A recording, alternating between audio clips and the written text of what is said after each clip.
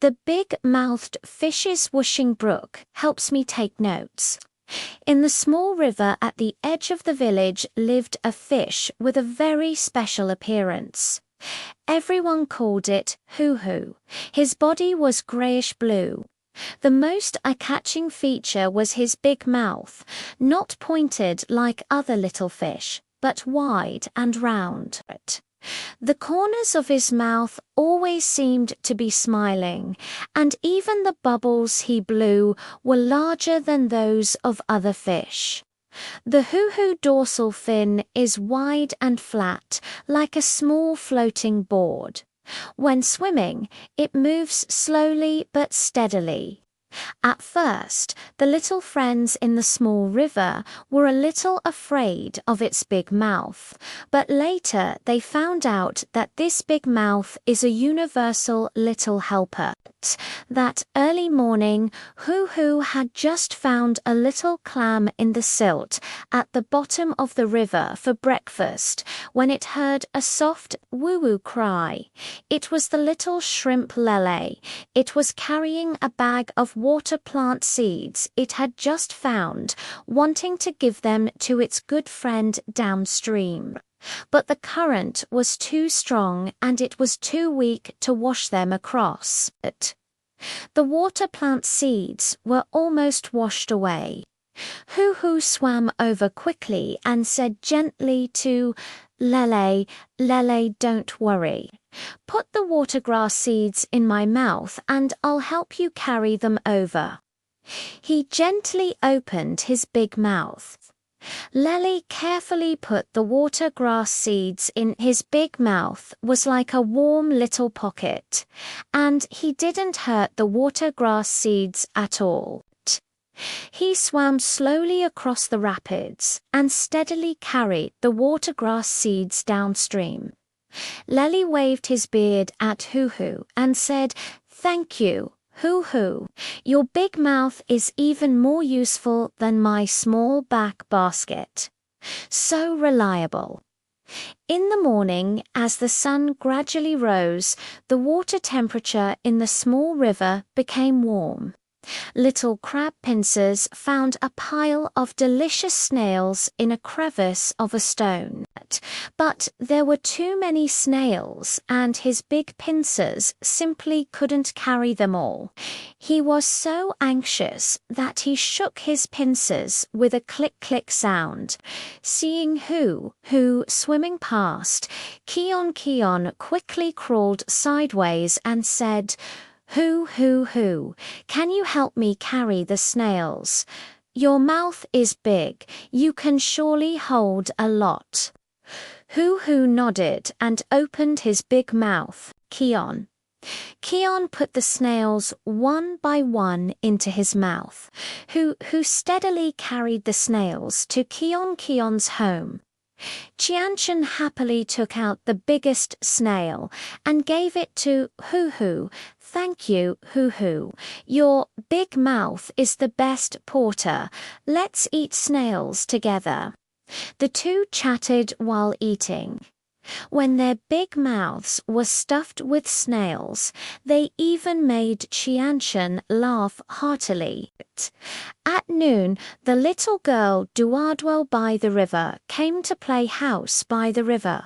She wanted to find a small boat to let her doll cross the river, but after searching for a long time, there were only a few small leaves that were easy to break.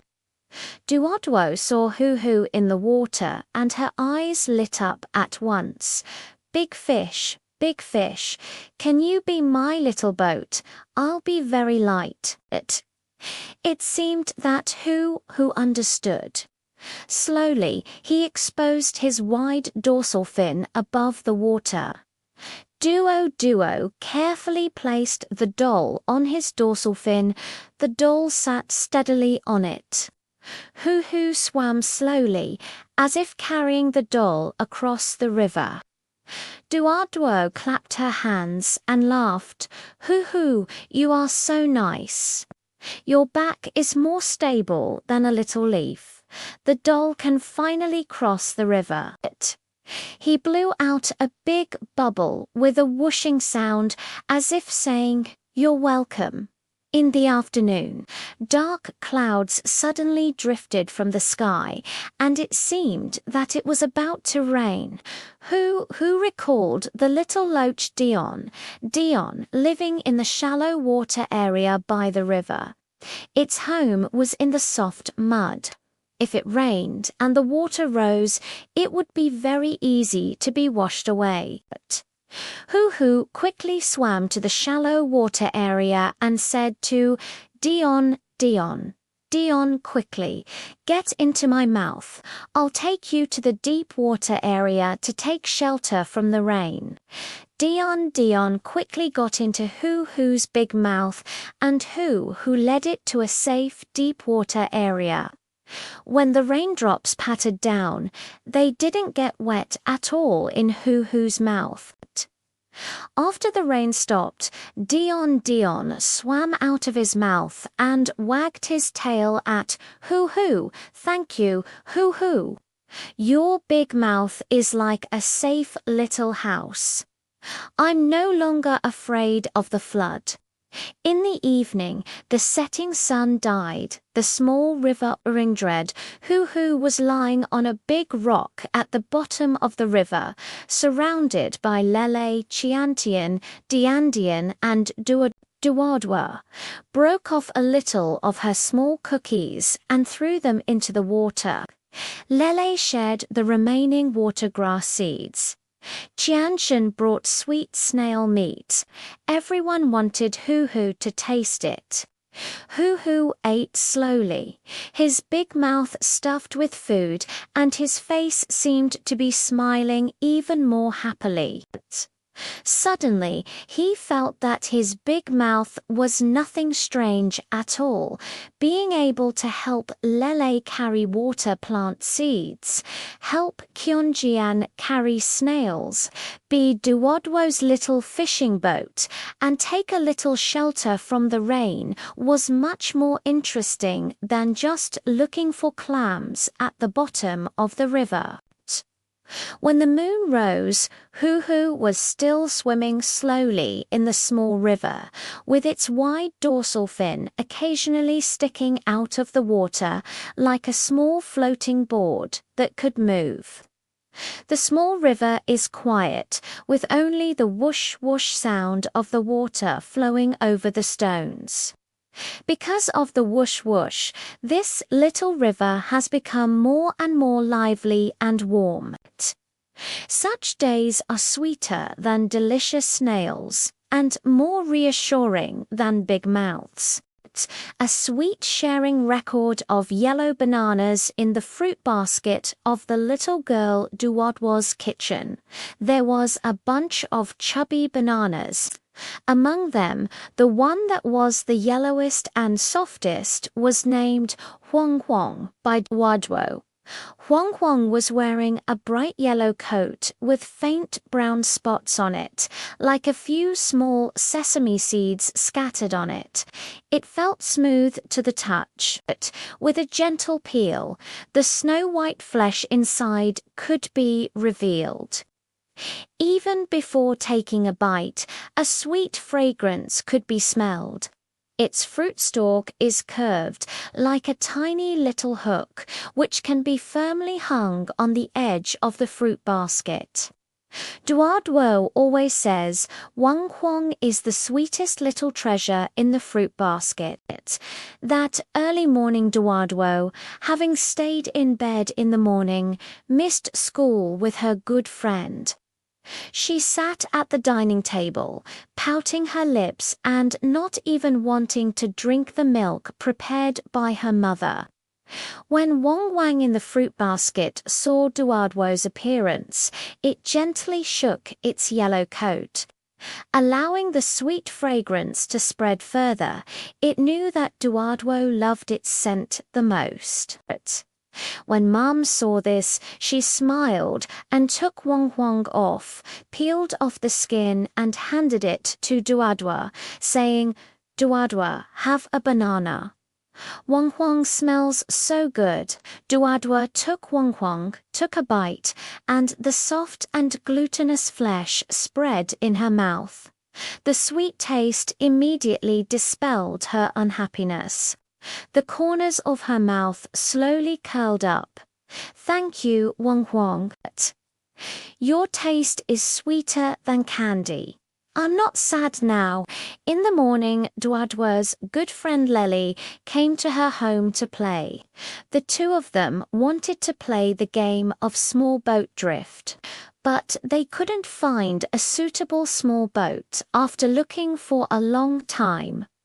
Origami boats were afraid of getting wet and plastic boats were too big. Laluz saw the remaining banana peels in Duoduo's hand and his eyes lit up immediately. Duoduo lets use the banana peels as small boats. It's curved, it's sure to float. Duoduo nodded, washed the yellow skin clean, and placed it in a small basin filled with water. The skin looked like a tiny yellow boat floating steadily on the water surface. The two also found small pieces of paper to be used as small sails, inserted them into banana peels, and watched the little boat float around in the water, laughing very happily. Lele clapped her hands and said, Wang Wang is so amazing. Its outer skin is even more practical than origami boats. This game is really fun. Although the yellow flesh was eaten, it seemed to be happy for their joy as well. At noon, my mother was making a fruit salad, hoping to find some soft and glutinous fruits to go with it. However, the apples at home were too crisp and the grapes were too small. I always felt that something was missing. Duadro thought of Wang Huang and quickly said to her mother, Mum, let's put the remaining bananas into the salad as well. The yellow flesh is soft. It must be very delicious. Mother smiled and nodded. She peeled the other bananas, cut them into small pieces and put them in the salad bowl, then drizzled sweet yogurt over them. Dad came home from work and took a bite of the fruit salad. His eyes lit up. Why is this salad so delicious? Especially bananas. They are too sweet. Duodwo pointed at the salad bowl and said, because of Wang Wang's companion, they are all the sweetest fruits. In the afternoon, the sky suddenly turned overcast and the light in the room dimmed. Duodwo's little cousin Dodo came to visit and was a little afraid of the dark, curling up on the sofa and not daring to move. Duodwo remembered the sweet yellow color and hurriedly went to the kitchen to get a banana. After peeling it, she handed it to Dodo and said, Dodo, don't be afraid. Look at this banana. It's as golden as a little moon. It tastes sweet and can help you get rid of your fear. Dudu took the banana, took a bite, and the sweet taste and warm temperature gradually made her less afraid.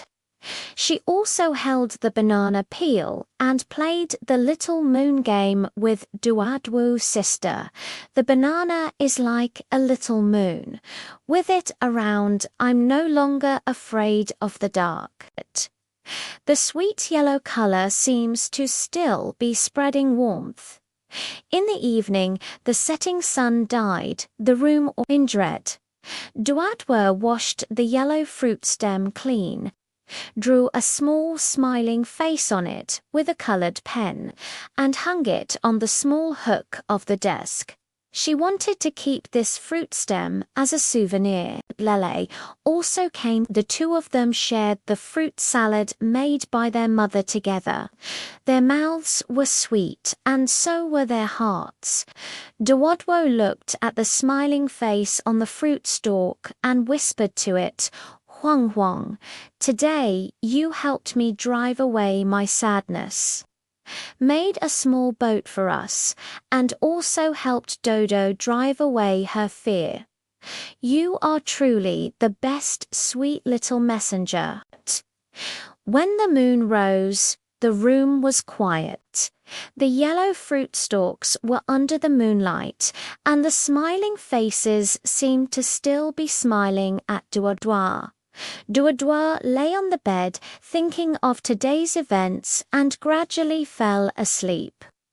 In her dream, she seemed to see that golden banana again, giving off a sweet fragrance in the sunlight. But because of the yellow banana, this small room became warmer and sweeter. Such days were sweeter than soft fruit flesh and more beautiful than a golden coat. The red apples are a sweet memory in the orchard in Grandpa's orchard. There is a luxuriant apple tree. In the middle of its branches hangs the most eye-catching apple, which everyone calls Hong Hong. Her body was plump and round. She wore a bright red coat with a faint luster, as if smeared with a layer of sweet honey. On her head was a small green hat, 2 tiny apple leaves. When the wind blew, they swayed gently, as if greeting a passing bird. When Hong Hong is not yet ripe, it is green. Once it has been exposed to enough sun, it will gradually turn red from the tip and eventually become fully red and lustrous. It will also give off a sweet apple fragrance. Even butterflies flying by can't help but stop on the leaves to take a sniff. That early morning, Hong Kong had just been moistened by the morning dew and shone when she heard the anxious Gigi sound. It was the chirping of a little sparrow. It had been flying for a long time, its stomach growling with hunger, but it couldn't find anything good to eat. Shushu landed on the apple branch and smelled the sweet fragrance on Hong Hong. Its eyes lit up immediately, but it was afraid that its little paws might damage Hong Hong and dared not approach. Hong Hong quickly shook the small apple leaf on top of her head and said, "Shoo shoo, don't be shy. The fragrance on my body is inviting you." Shoo shoo carefully pecked at a small mouthful of the red flesh, sweet juice spread in its mouth. It happily flapped its wings and said, "Thank you, Hong Hong. Your flesh is sweeter than nectar. I'm finally not hungry." In the morning, the sun rose slowly. The little snail in the orchard was slowly looking for the sweetest dew, but after crawling for a long time, it only found a few slightly astringent leaves. Slowly, I smelled the sweet and red fragrance.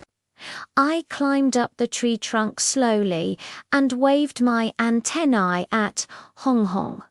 "Hong Hong Hong, do you know where the sweet dew is?" Hong Hong pointed at the morning dew on her apple leaf. It was something she had deliberately kept, shiny and still, carrying the fragrance of apples. Slowly lying on the apple leaf, she sipped the dew in small mouthfuls and shook her shell at Hong Hong. "Thank you, Hong Hong. Your dew is much sweeter than the one I found, and it even carries your fragrance." At noon, Duadwo, a little girl from the neighbor's house, came to the orchard to help her grandpa pick fruits. She immediately saw the reddest one in the middle of the branch, honked, and her eyes lit up. "Grandpa, this apple is so red. It must be extremely sweet." Grandpa smiled and nodded, then brought over a small stool and asked Duadwo to carefully pick off Hong Hong. Duadwo held Hong Hong in her palm, reluctant to eat it right away. She whispered to Hong Hong, "Hong Hong, you are so beautiful. I'm going to take you to Lele to have a look." Hong Hong lay in Duadwa's palm, feeling the warm temperature and feeling sweet in her heart. It turned out that she was not just an apple, but could make a child so happy. Duadwo took Hong Hong to look for her good friend Lely. When Lely saw Hong Hong, he immediately cheered. "Wow, this apple is redder than any I've ever seen. Let's treat it as the little star of snacks and playhouse." They found a clean lotus leaf as a plate, placed Hong Hong in the middle of the leaf, and also found a small branch as a fork, playing the afternoon tea game, one after another. Tired from playing Duo and Lele shared Hong Hong together. They took bites each other, and the sweet flesh made both of them laugh so hard that they squinted their eyes. Lely said while eating, "This is the sweetest apple I've ever eaten because I shared it with Duadu." In the afternoon, dark clouds suddenly drifted from the sky, and it seemed that it was about to rain. Hong Hong recalled the little ladybug Dion in the corner of the orchard. Its back shell was a bit cracked and it was afraid of getting wet by the rain. Hong Hong quickly asked the apple friends who had not yet been picked to shake the branches, using the rustling of the leaves to remind Dion.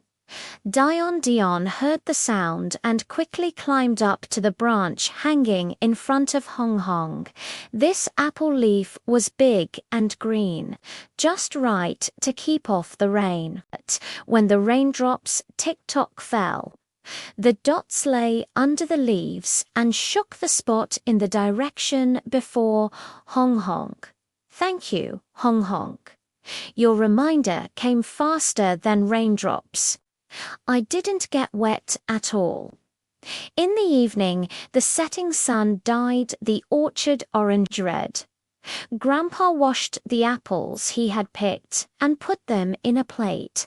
Duadwo and Lelies surrounded them. He also invited Juju and Mung Mung. Mung Mung was lying on the edge of the plate to have a sharing session together. Grandpa picked up an apple and said with a smile, "Look, the tiny apple can not only fill your stomach but also help your friends and bring you happiness. That's the sweetest part." Duadwa and Lely nodded half understandingly and picked up another apple. Today's apple seemed sweeter than usual because it was filled with red enthusiasm. When the moon rose, the orchard was quiet, and the remaining apple branches were still swaying gently. Although Hong Hong was eaten, her sweetness remained in Duadwo and Lele's mouths, and her enthusiasm stayed in Juju and Mung Mung's hearts. When Grandpa was clearing the plates, he carefully collected the red fruit pits, planning to plant them in the orchard again next year. He knew that next spring new apple saplings would sprout here and new reds would grow, continuing to spread sweetness and joy in the orchard. Such days would be sweeter than apple flesh and more vivid than the red coat. The room companionship record of the wooden horse deer, Jiao Jiao, by the window of the little girl Anen's room. There is a special wooden horse deer Anen named it Jiao Jiao. Jiao Jiao's body is made of smooth, light brown wood, with faint wood grain visible, as if wrapped in a layer of warm sunlight. Its 4 short wooden legs stand steadily. The cutest part is its head. There are 2 curved wooden antlers, with small patterns carved on them. Its eyes are made of black round wood chips, shining brightly, as if always smiling at an Anne. A soft pink cushion was spread on its back. As soon as Anan climbed on it, with a gentle shake, the spring under the wooden leg would make a soft creak-creak sound, as if singing a gentle song. That early morning, as soon as Anan woke up, she was a little unhappy. At kindergarten, she was going to learn new drawing, and she was afraid that she wouldn't draw well. Sitting by the bedside, she pouted her lips and didn't even want to hold her favorite little rabbit doll. The corner by the window seemed to have read her thoughts. When Anan walked over, the sunlight outside the window just fell on its wooden antlers, reflecting a warm glow. Anne reached out and touched Jiao Jiao's antlers, suddenly wanting to climb up and give it a try. She climbed onto her back on a small stool, grabbed the curved antlers with both hands, and with a gentle force, the antlers slowly swayed, making a creak-creak sound as if saying, "Don't be afraid." After a while, Anan pressed her face against the corner of the wood and whispered, "Jiao Jiao, with you by my side, I don't seem to be afraid of drawing anymore." In the morning, Anne's good friend Lely came to her home to play. The 2 of them wanted to play the game Forest Little Night, but they couldn't find the little horned deer in the forest after searching for a long time. Lely saw the corner by the window, and his eyes lit up at once. And Anne, "Let's make Jiao Jiao a forest deer. Its antlers are so beautiful, they must be particularly imposing." And Anne nodded. The 2 of them took turns riding on Jiao's back. One was the knight, and the other held a leaf as the forest guide. Giorgio swayed, and its antlers swayed gently as well, as if they were really running in the forest. Tired from playing, the 2 still sat beside Jojo and told it the story of the little deer helping the knight find the treasure. Lele touched Jojo's antlers and said Jojo must be the bravest little deer in the forest, even more powerful than the one in the story. Jojo's black eyes seemed even brighter in the sunlight. At noon, Mum asked Anan to tidy up the small ornaments in the room. Anan looked at the scattered hairpins and small badges and felt a bit worried. She didn't know where to put them. She saw Jojo's antlers and suddenly had an idea. "Jojo, shall I clip the hairpin to your antlers? This way, it won't be lost." She gently clamped the small pink hairpin and the shiny badge between the corners of the wood grain, and the antlers instantly transformed into little hooks, looking both beautiful and neat. Mum came in and saw it. She smiled and patted Anan's head, saying, "Our Anan is so smart. Her antlers can even be used as a storage rack." And Anne lay beside Jiao Jiao, looking at the antlers adorned with small ornaments, feeling warm in her heart. In the afternoon, it suddenly started to drizzle. Anan couldn't go out to play and felt a bit listless. She sat on Jojo's back, swaying and swaying.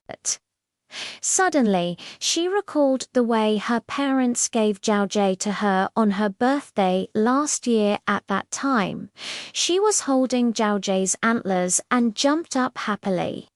She whispered into Jiaojie's ear, "Jiaojie, do you know?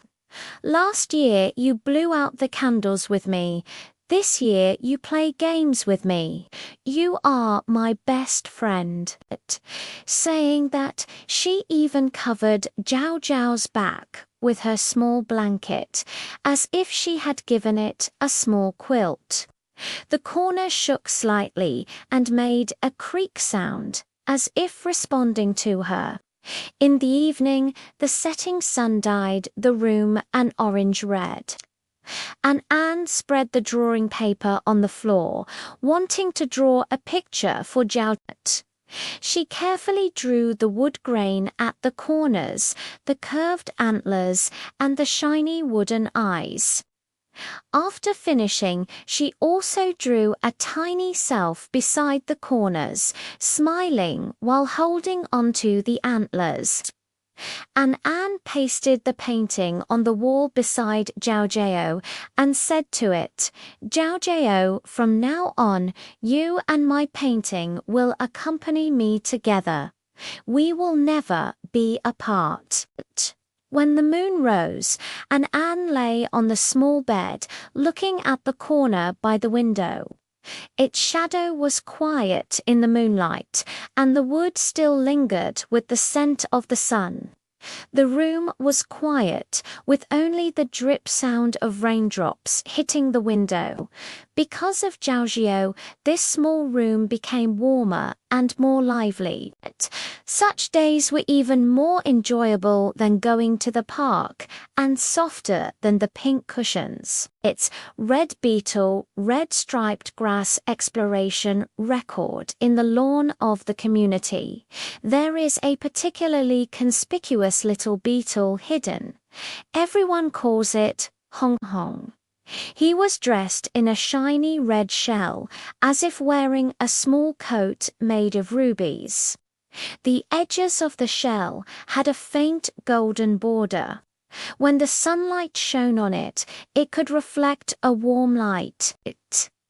Even the butterflies that flew by couldn't help but take a second look at him.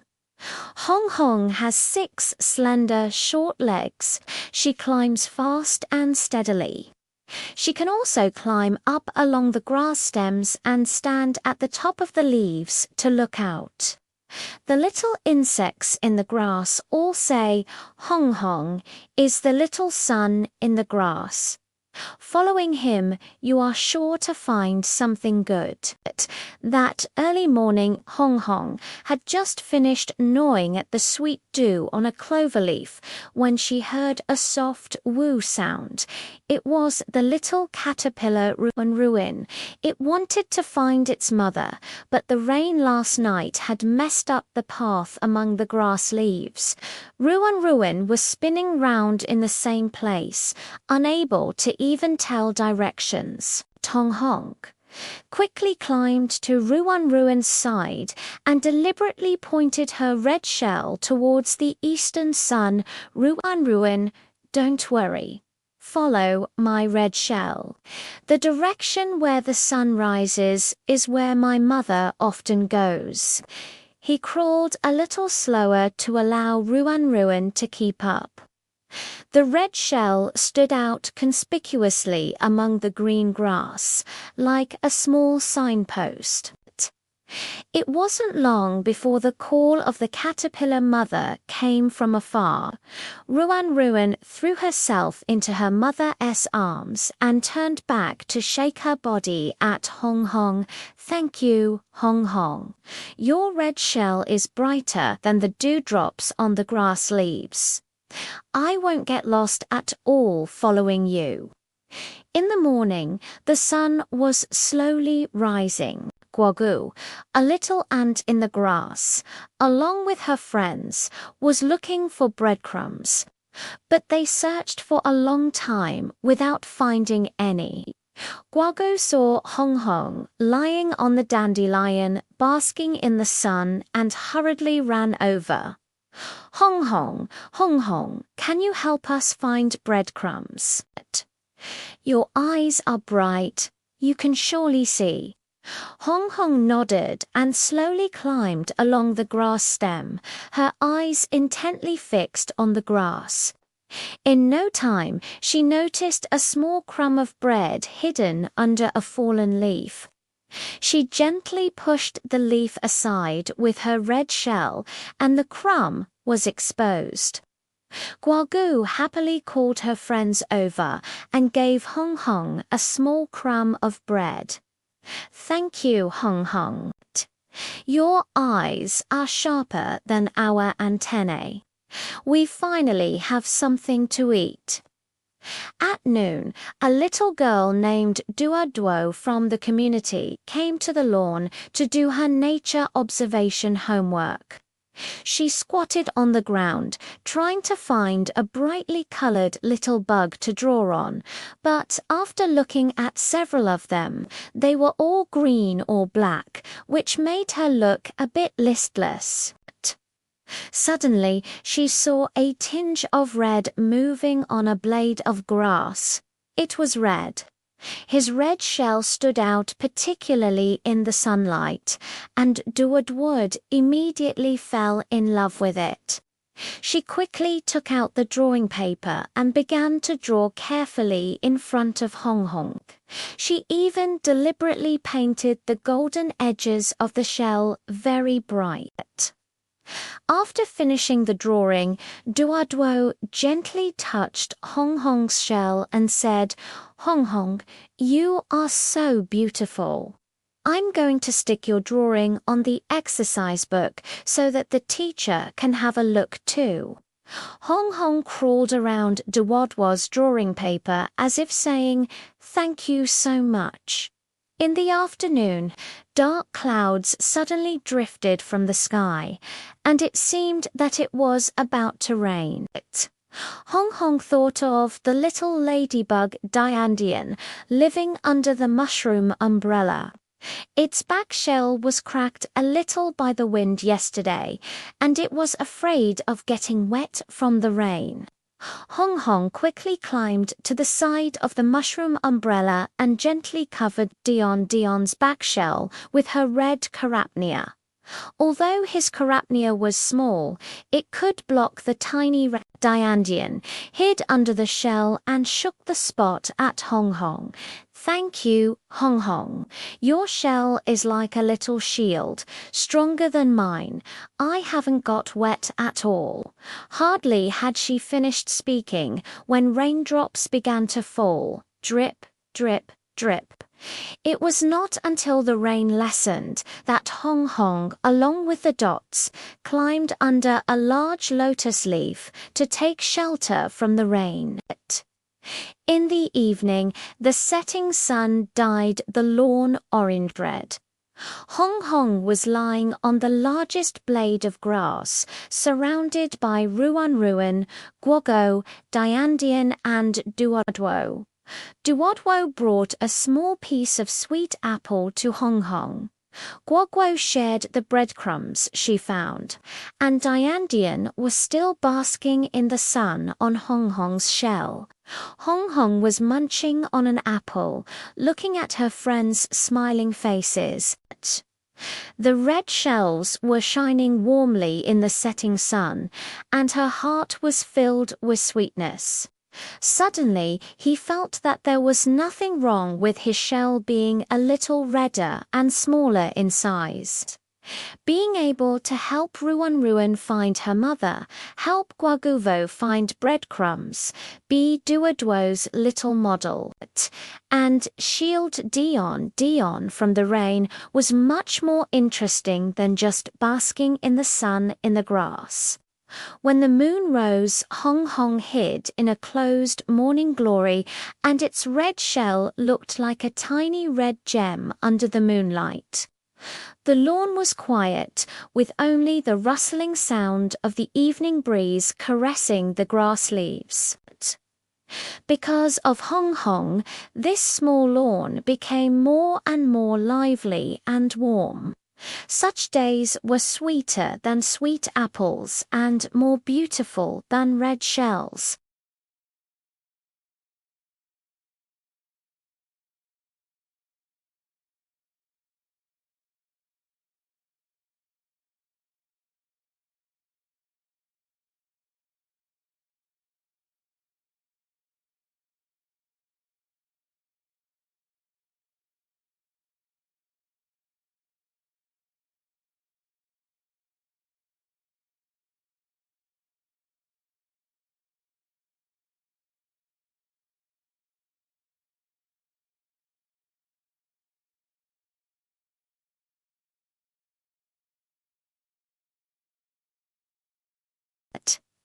The little turtle slowly guards the pond. By the pond at the edge of the village lived a chubby little turtle, which everyone called Mun.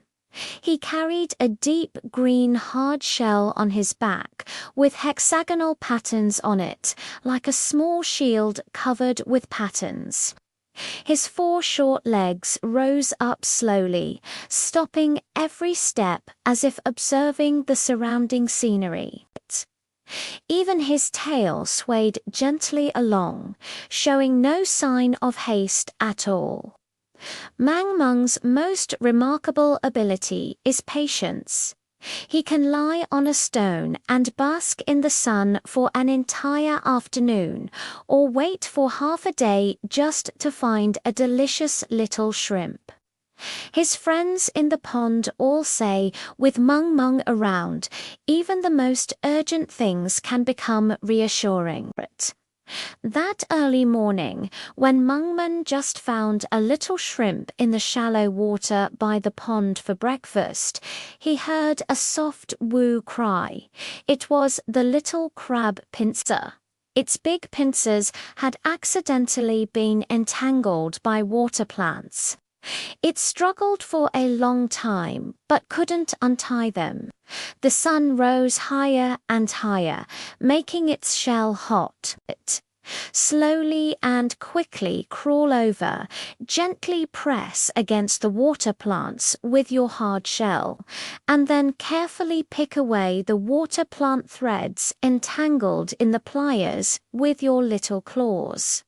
Pliers, don't panic. I'll help you untangle it. He moved slowly but carefully.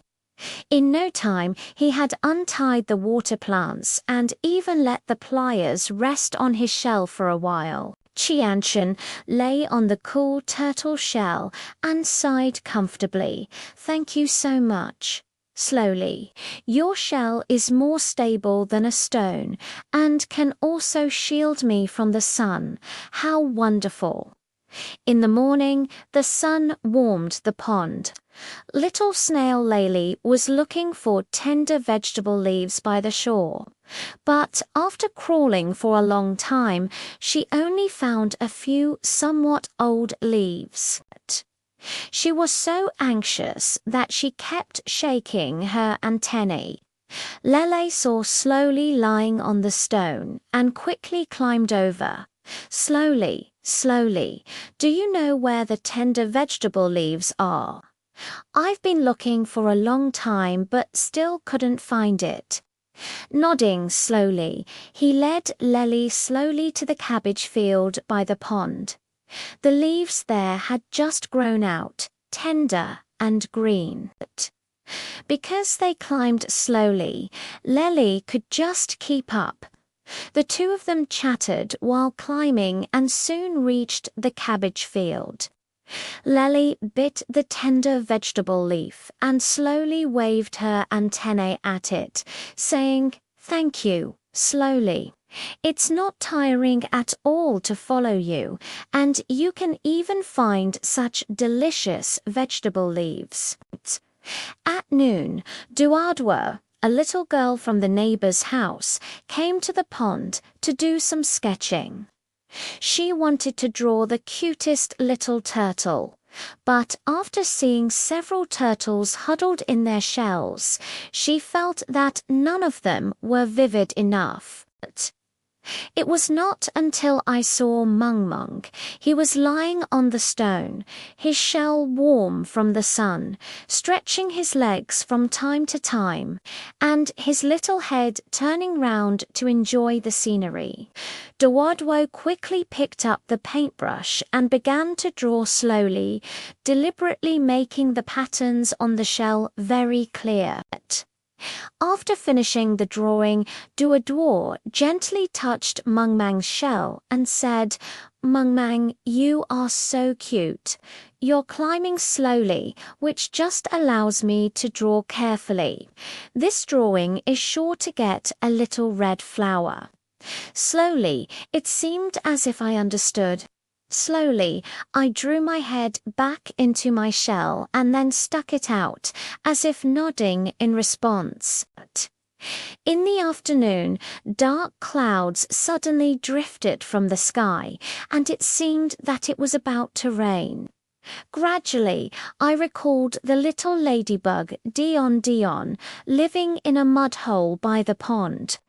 Its back shell was slightly broken by the wind yesterday, and it was afraid of getting wet by the rain. Slowly and quickly crawled over, pointing her hard shell towards the mud hole, as if building a small rain shelter. "Dion, Dion, come in quickly. My shell can keep you from the rain." Dion, Dion quickly crawled into the mud hole and hid under the slow shell. The raindrops pattered drip, drip onto the turtle shell, not a single one seeping in. After the rain stopped, Dion Dion climbed onto Mung Mung's shell and waved at the spots on his back shell, saying, "Thank you, Mung Mung. Your shell works better than a mushroom umbrella. I didn't get wet at all." In the evening, the setting sun dyed the pond orange red, slowly lying on the stone, surrounded by Qianshan, Lele, Diandian, and Duadawu, brought a small piece of turtle food to Mungman. Qianshan shared the small snails she found, and Lele was still lying on Mungman's shell, basking in the sun, slowly eating turtle food, looking at the smiling faces of my friends. My heart was filled with sweetness. Suddenly, he felt that there was nothing wrong with crawling a little slower, and being a bit clumsy, being able to help Kyunjin remove water plants, lead Lele to find vegetable leaves, be Duodwad's little model, and shield Dion Dion from the rain was much happier than just looking for little shrimps in the pond. When the moon rose, it slowly crawled back into its mud hole, retracting its body into its hard shell, as if it were covered with a warm little quilt. The pond is quiet, with only the whoosh-whoosh sound of the evening breeze brushing over the water surface. Because of this small pond has become more and more lively and warm. Such days are sweeter than fresh shrimps and more solid than hard turtle shells. Happy memories in the glittering fish tank of golden fish on the little girl Duwadwo's desk. There is a round glass fish tank in which lives the most beautiful goldfish. Duwadwo named it Shanshan.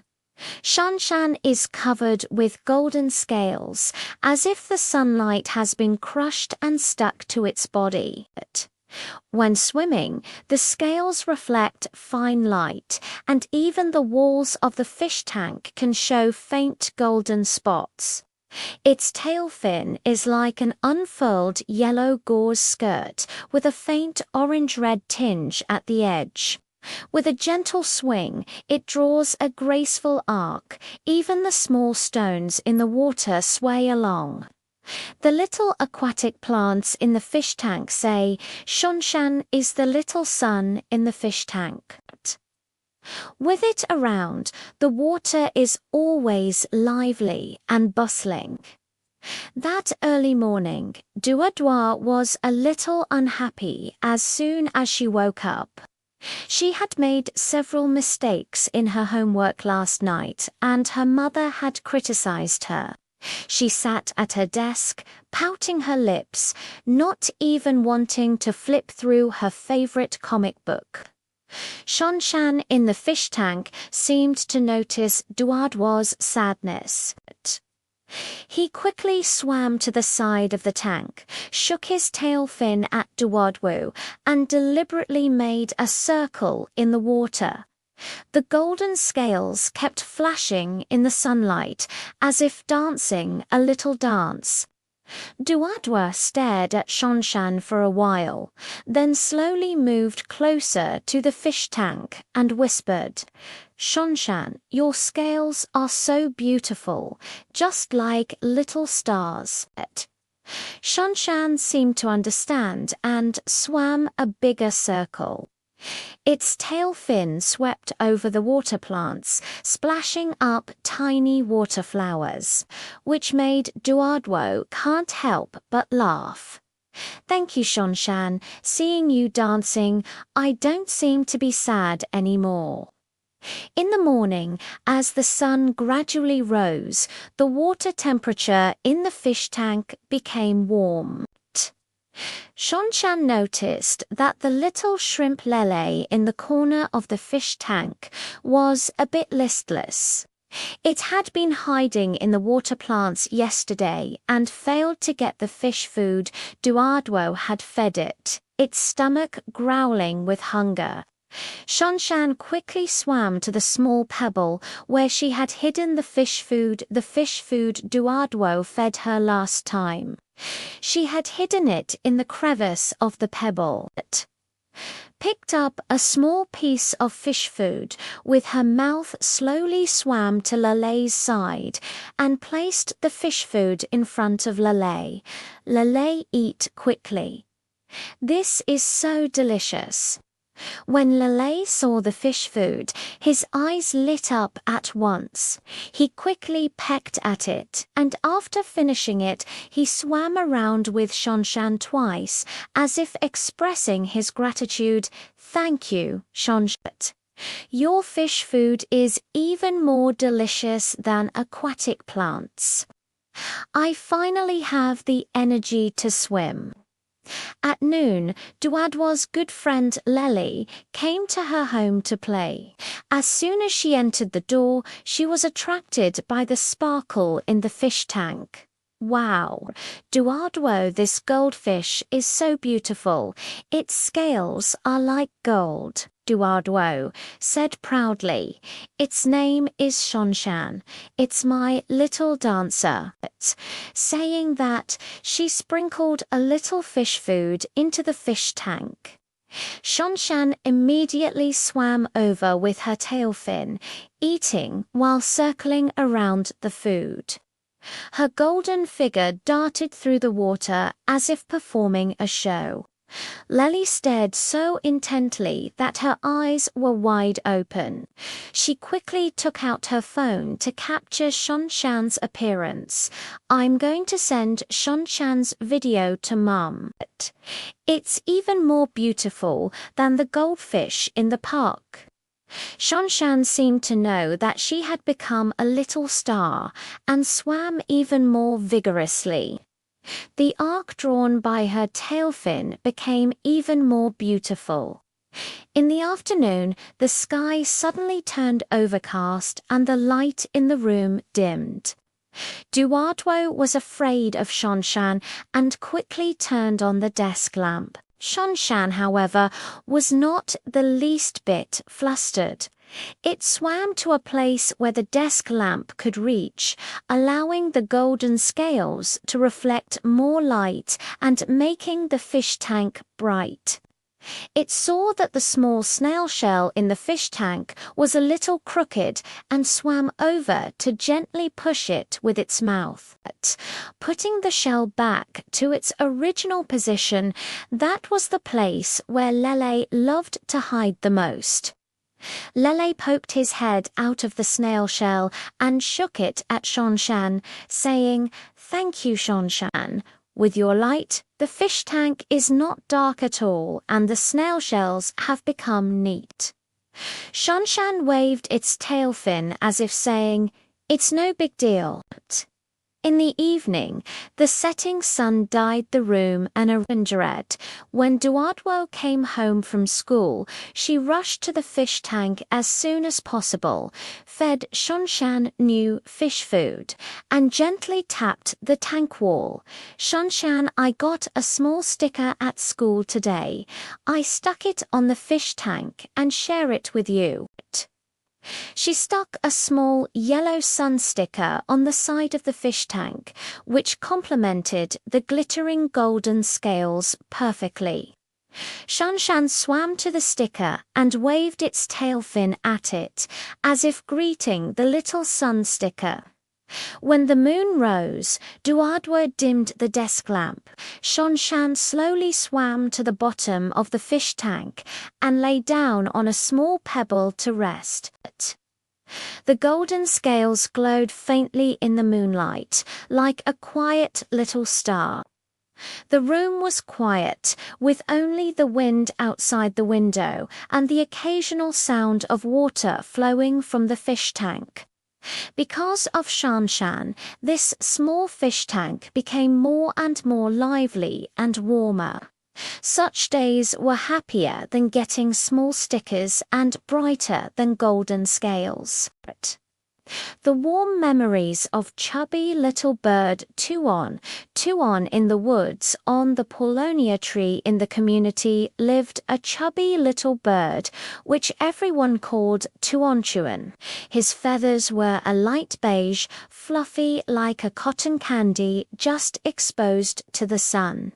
His belly was round and plump. When he stood on a branch, even the twigs would slightly bend down. Tuonchuan flew neither high nor fast. When its wings flapped, it made a soft flapping sound, but it was particularly steady and never hit leaves. His favorite thing is collecting sweet berries. Every time he finds something delicious, he hides it in a tree hole and always shares it with his friends who haven't found any food. The little animals in the forest all say Tuonchuan's stomach is filled with sweet berries and his heart is full of warm kindness. That early morning, Tuonchuan had just taken out a red berry from a tree hole for breakfast when she heard a soft gee-gee cry. It was the chirping of a little sparrow. It had been blown out of the flock by the wind last night and couldn't find its own flock. Its wings were a bit stiff from the cold, and it couldn't even fly high. Tuonchuan quickly flapped her wings and flew to Juju's side, bringing her fluffy feathers close to block the cold wind blowing towards her. "Juju, don't be afraid. My feathers are very warm. Lean against me and rest for a while." Shoo Shoo burrowed into Tuonchuan's feathers. The soft feathers were like being covered with a small quilt, and it wasn't long before he felt cold.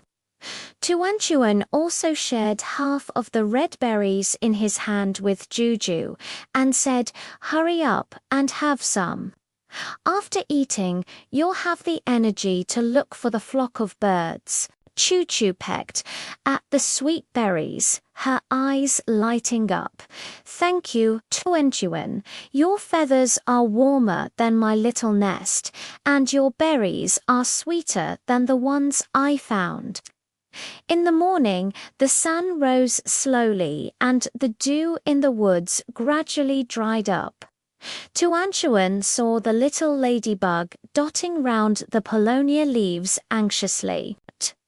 It wanted to climb to the highest leaf to bask in the sun, but the leaf was too slippery.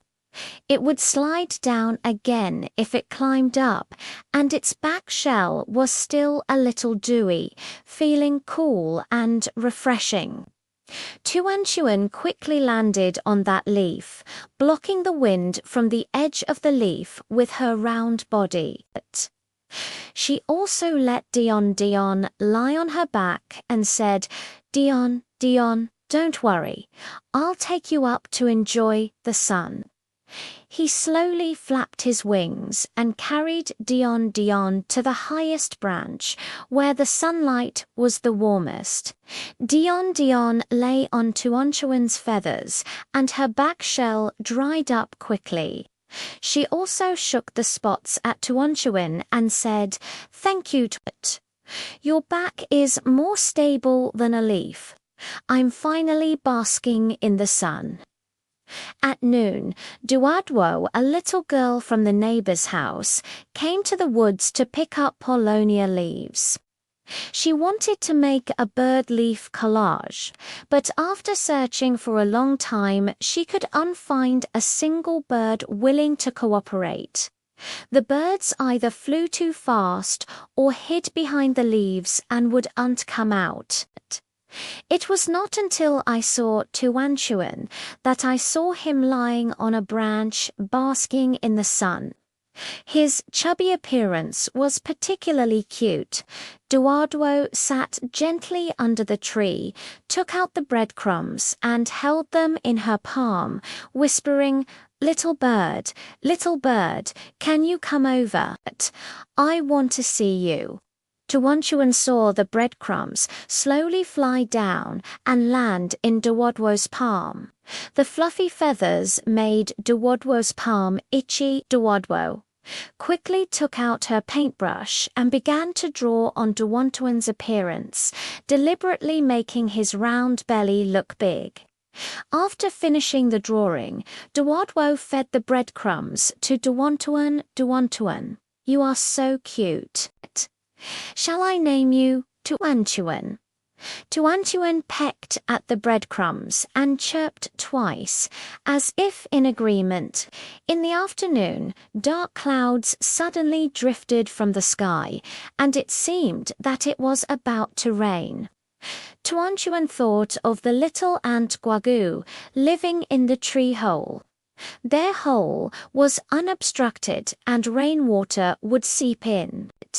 Tuan hurriedly flew back and carefully covered the entrance of the ant hole with the big Polonia leaves he had found. He also found a few small stones to fix the leaves in place. Just as I finished tidying up, raindrops began to fall with a drip, drip sound. Guago poked his head out of the hole and shook his antennae at Tuan. "Thank you, Tuan. Your leaves are even more effective than our little pebbles. The hole isn't wet at all." Tuan flapped her wings and hid under the leaves, watching the raindrops fall on them, not feeling cold at all. In the evening, the setting sun dyed the woods orange. Tuan, carrying the remaining berries, flew back to her tree hole and shared the breadcrumbs she had found with the little bugs beside it. Duadwo also came. She brought a small piece of millet and placed it at Tuan's tree hole. "Tuan, you helped many friends today. This piece of millet is a reward for you." Tuan pecked at the millet, her heart sweeter than that of a berry. Suddenly he felt that there was nothing wrong with him being a little plump and flying a bit slower. He could shield. "Shoo, shoo from the wind, bring a little sun, be a little model for Duo, and protect Guogwo from the rain." It was much happier than just eating berries in the tree hole. When the moon rose, Tuan curled up in a tree hole, her body wrapped in fluffy feathers, like a warm little cotton ball. The forest was quiet, with only the rustling sound of the evening breeze passing through the leaves. Because of Tuanshuan, this small forest became increasingly lively and warm. Such days were sweeter than sweet berries and more comfortable than fluffy feathers.